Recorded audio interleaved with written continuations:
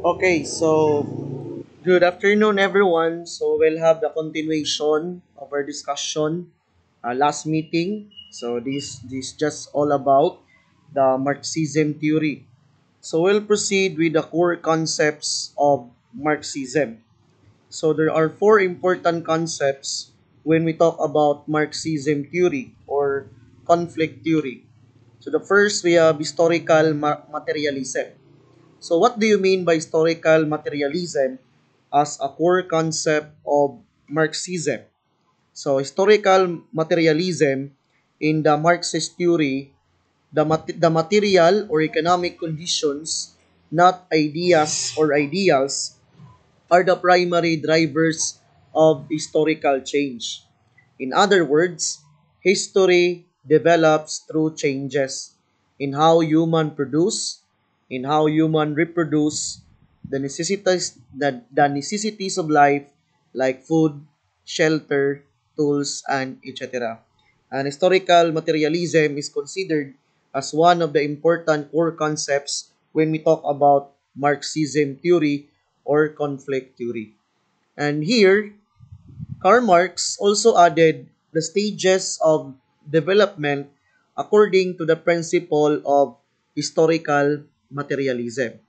So first stages of development is so-called the primitive communism. So from the word itself, primitive, so katong kaniadto, no? Kinaraan. So in primitive communism, it's more about communal societies with no private property nga ang tanan nga mga resources, available resources in the community or in the environment, these are all um, common. No, everyone can use. So that's part of the idea of primitive communism or as stages of development. Then number two is the slave society. So from the word itself, slave. So of course, during this period, there are class divisions that are considered slaves. And of course, if you are a slave, then you need to follow your masters. So these are dominated by masters with those who own a slave. And of course, during this period, during this time, it's very evident that the society has class divisions. And then another stages of development during the feudal era. So during the time of the Middle Ages, in which the system that was used during that time in Europe is feudalism.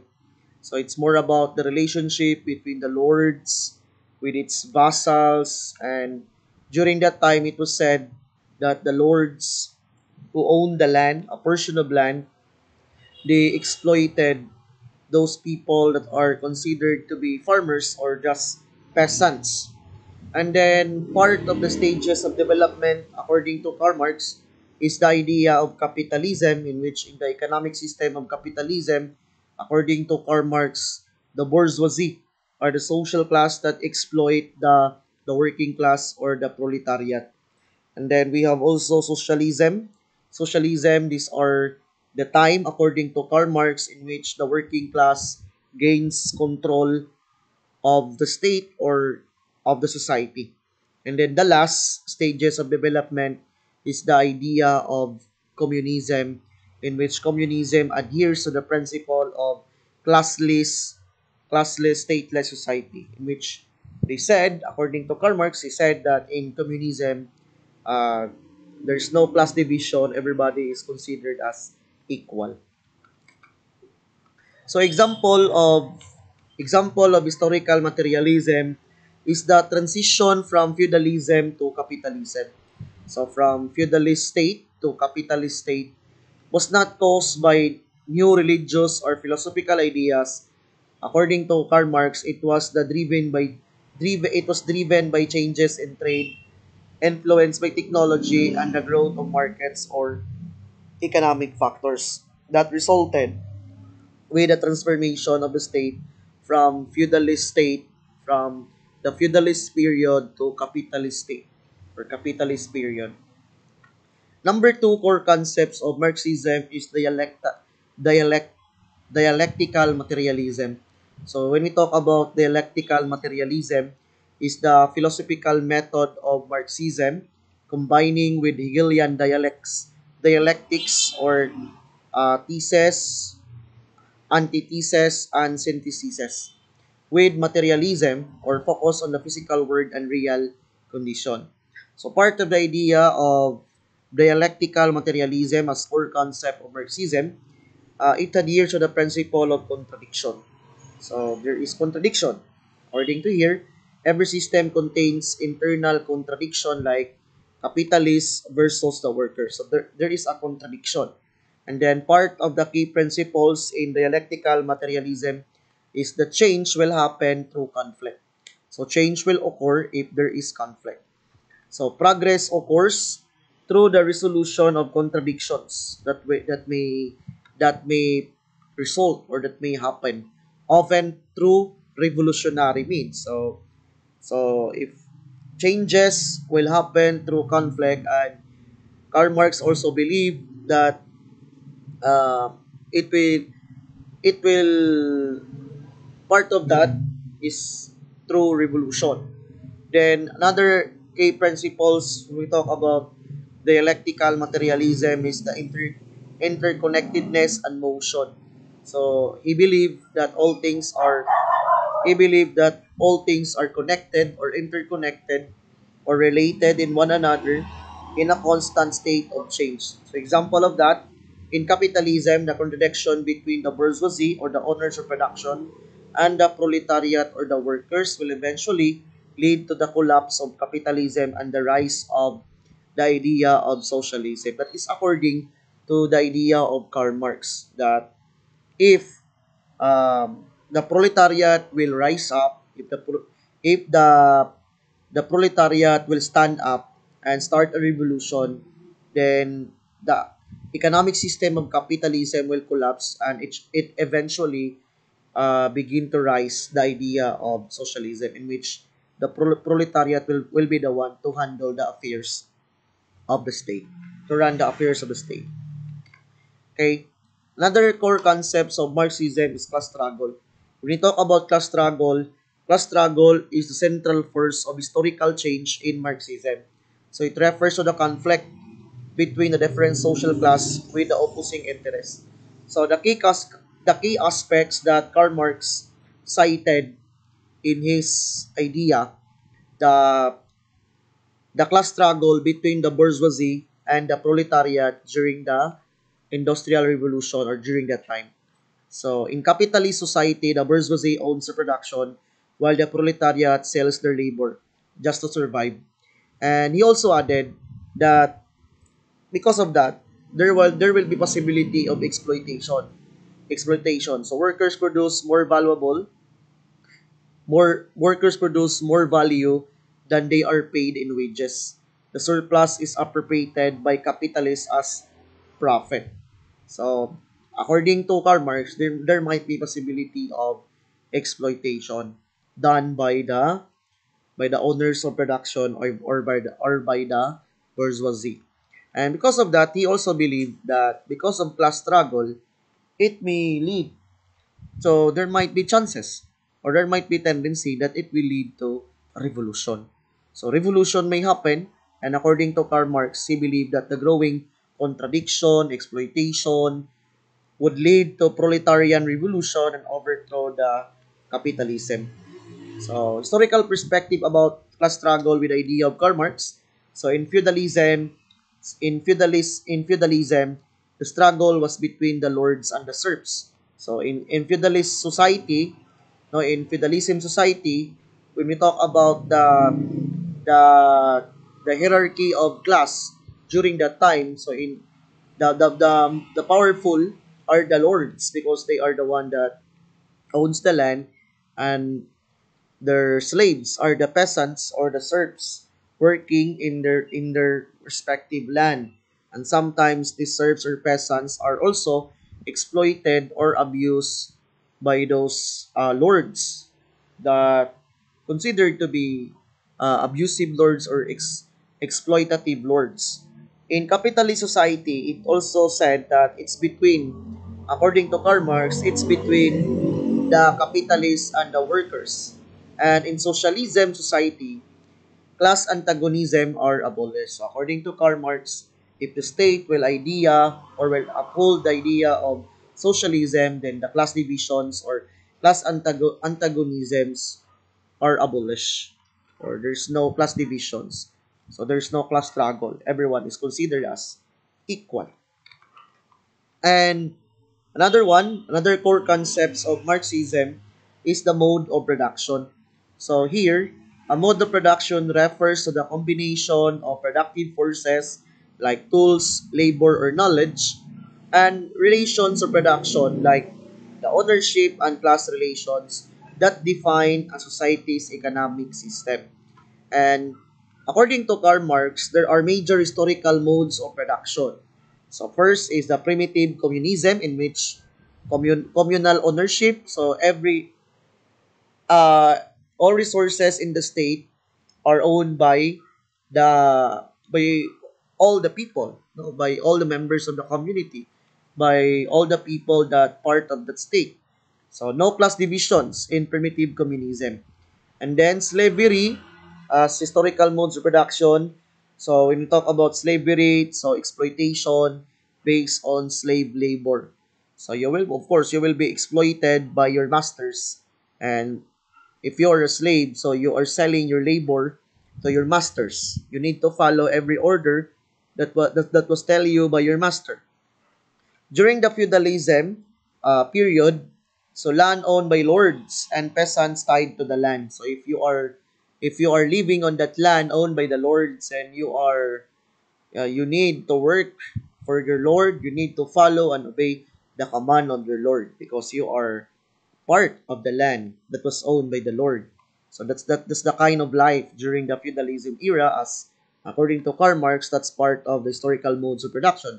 And capitalism, so of course, when we talk about capitalism as economic system, private ownership of capital, and wage labor. So you will be uh, there in your labor, so you will receive wages. Or then socialism or communism, he believes that in socialism or communism, there is always collective ownership and it classless society classless society will be implemented if the state will follow this idea, no, this ideology or this type of government.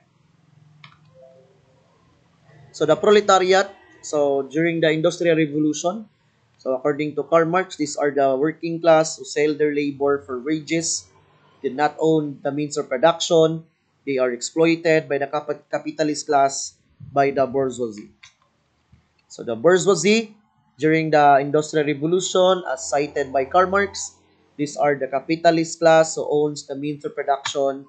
They exploit the proletariat for profit, and they are the one who control the economic and political system during that time. So capitalism in Marxist theory. So when we talk about capitalism in Marxist theory, so first is private ownership of the means of production. In capitalism, the means of production, such as factories, machines, land, and raw materials, are privately owned. Yes. So even when we talk about private ownership of the means of production, so these are privately owned by corporation, by private individuals, or the bourgeoisie. What could be the implication for that? The implication for that, the working class or the proletariat does not own the tools or resources necessary to produce the goods. Yes. The workers must sell their labor to those who own the capital in order to survive or just to survive. And ownership was concentrated in the hands of a small class, leading to vast economic inequality between the working class and between the working class and between the capitalists or the owners of production. And what is the view of Marx about this? So Marx believed that this private ownership is the root of class division and exploitation.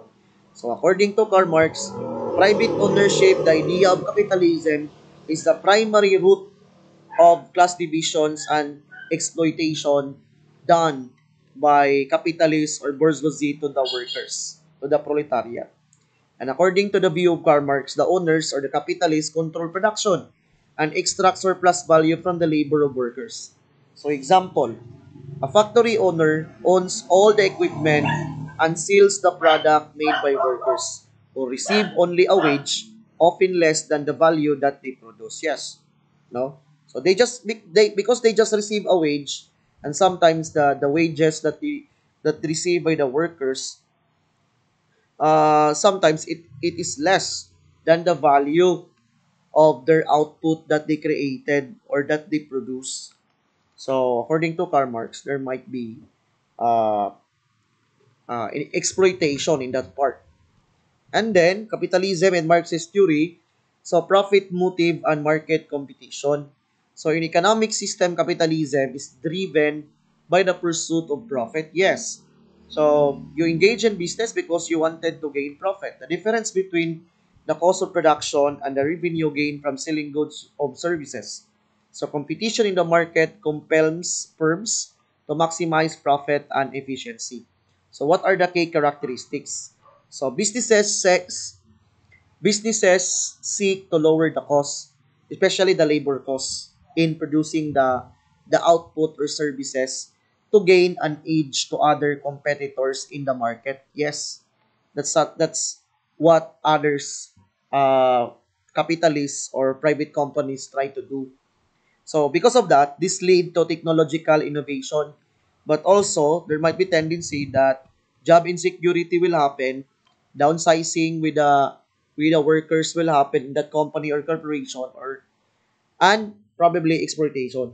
So the need to constantly expand profit leads to imperialism, overproduction, and environmental degradation sometimes.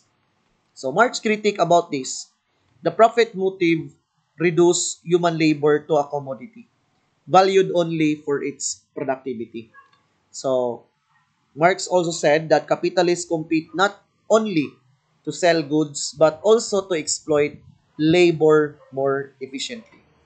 So according to Karl Marx, capitalism is inherently unstable, prone to cycles of boom and bust or economic crisis. So that is the explanation of Karl Marx regarding about profit motive and market competition in capitalism as economic system. So example of that, if two clothing companies are in competition with one another, each will try to cut costs regarding about their product, outsourcing labor to countries with lower wages or replacing workers with machine to boost profits. So that might be the tendency to happen if there is competition, no, too many competition in the market. Then, alienation and exploitation of workers. So, when we talk about alienation is a process by which workers became disconnected from the products of their labor, the actual production, their fellow workers, and their own human potential. So, according to Karl Marx, these are the forms of alienation. So, from the product, workers don't own what they produce because it belongs to the capitalists in which they are working. So, even though you produce a certain product, but you cannot claim that that's yours because you are just uh, selling your labor to that capitalist or to that corporation or private company.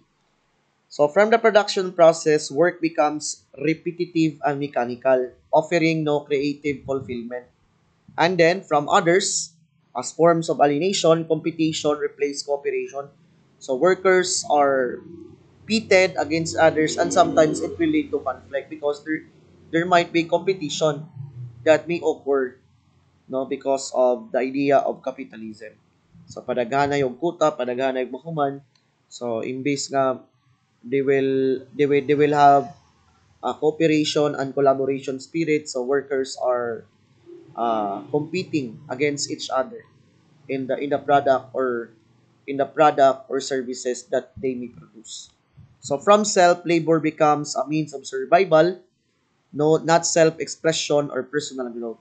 So example for this, an assembly line workers build smartphones but cannot afford to own one and has no creative input into the final product.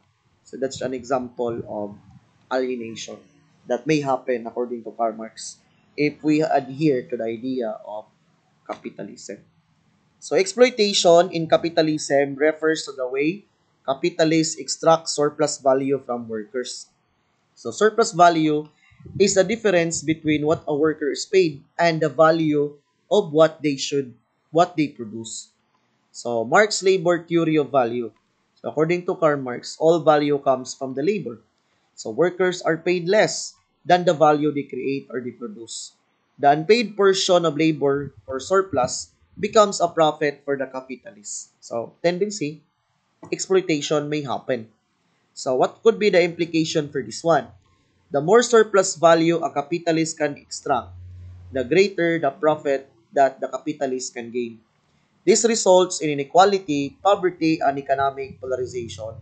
So example, a worker earns $100 a day but produce $300 worth of goods. So the capitalist keeps the $200 difference as a profit. So maihatod sa capitalist or sa owners of production.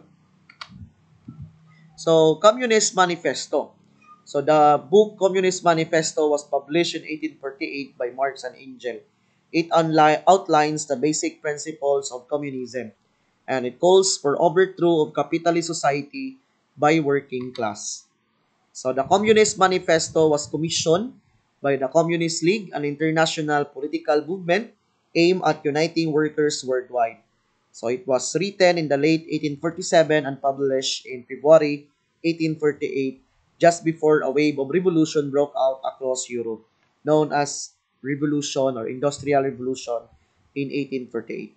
So this book, the purpose of this book was to clarify the goals of communists and to rally the workers against the dominant capitalist system. Of course, the author of this Communist Manifesto is Karl Marx and Friedrich Engels. So, Karl Marx is a German philosopher, economist, and revolutionary socialist. And Friedrich Engels, Marx's close collaborator who supported Karl Marx financially and intellectually. So, why this book matters? Why Communist Manifesto or this particular book matters? The manifesto is one of the most influential political texts ever written during that time. It provided a coherent internationalist and revolutionary framework for understanding capitalism and envisioning its replacement. Number two, the Communist Manifesto. This book outlines the basic principle of communism. The key principles explained in this book are the class struggle. Class struggle is the motor of history. So all of history is a history of class struggle. Example, freeman versus slave, the class struggle between the lord versus serf, the bourgeoisie versus the proletarian. So it was all included in the book of Communist Manifesto. Now, under capitalism, the key conflict is between the bourgeoisie, the owner of the means of production, and the proletariat, the working class. So, another basic principles of communism that was explained in the Communist Manifesto is the capitalism is considered as a transitory phase. So, capitalism has played a revolutionary role in developing global markets and productive forces. However, it is also inherently unstable. So, Karl Marx believed that capitalism is unstable and exploitative and will ultimately be replaced by socialism, and then in the last part it eventually will turn to communism. And part of the basic principles of communism in Communist Manifesto is the abolition of private property. So communists aim to abolish the private property owned by the bourgeoisie or the private individual, property used that property used to exploit the labor like factories, land, capital. And personal property, homes, personal belongings is not the target. So personal property is not the target of the Communist Manifesto or abolition of private property. The goal is to end the system of exploitation, not to take the person's or people's personal position. Then, he also added part of the outlines of basic principles of communism in Communist Manifesto, the internationalism in which working men of all countries, of all states must unite the closing line of the manifesto. The struggle is global, not limited just to one nation. Communism seeks solidarity among all workers. And part of the Communist Manifesto written by Karl Marx that outlining the basic principles of communism is the idea of common ownership and democratic control. In a communist society, the means of production are collectively owned and controlled democratically by the people. So he added that production is based on human need, not profit-oriented. And another basic principles of communism that was written in Communist Manifesto is the calls for overthrow of capitalized society by working class. So it's very clear that in the Communist Manifesto, Karl Marx left a revolutionary message that Marx and Engel argue that the proletariat is the only revolutionary class capable of overthrowing the bourgeoisie. This is not a reformist agenda. The manifesto explicitly calls for the violent overthrow of a capitalist government if necessary. So why there's a need a revolution?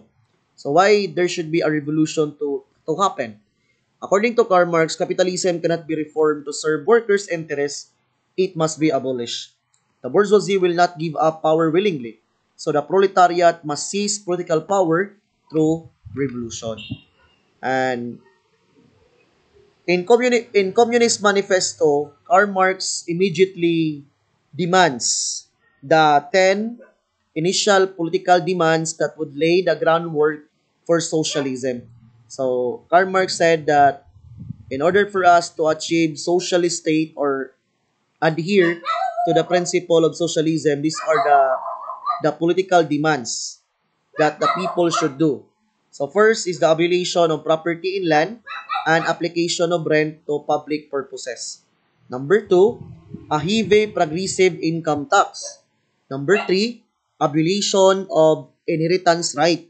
Number four, centralization of credit in the hands of the state. Number five, centralization of communication and transport by the state. Number six, extension of state-owned factories and instrument of production. Number seven, equal obligation of all to work. Number eight, combination of agriculture with manufacturing industries. Number nine, free education for all children in public schools. And 10, abolition of child labor in factories. So according to Karl Marx, these are seen as transitional steps between capitalism and full communism.